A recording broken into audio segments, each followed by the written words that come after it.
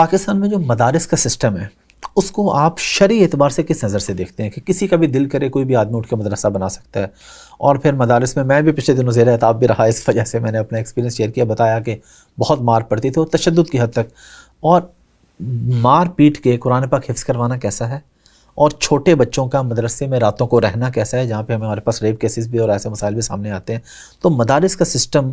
ہماری شریعت سے کس حد تک میچ کرتا ہے جو پاکستان میں ہے؟ میرے نزدیک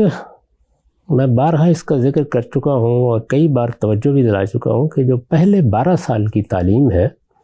یہ وسیع بنیاد ہونی چاہیے، یہ براڈ بیس تعلیم ہوتی ہے۔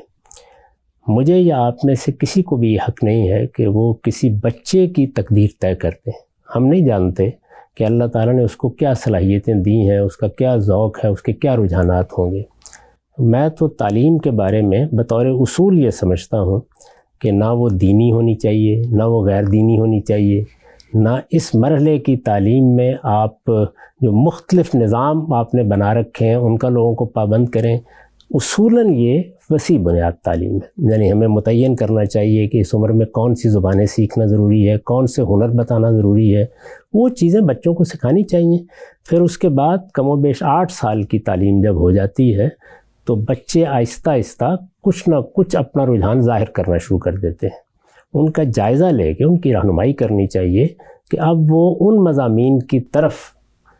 کچھ تھوڑا سا الگ زاویہ اختیار کریں جن میں وہ آگے کچھ اختصاص میں بڑھنا چاہتے ہیں۔ 4 سال کی تعلیم اس طریقے سے دیں، اس کے بعد پھر اختصاصی تعلیم۔ تو یہ جو مدارس ہیں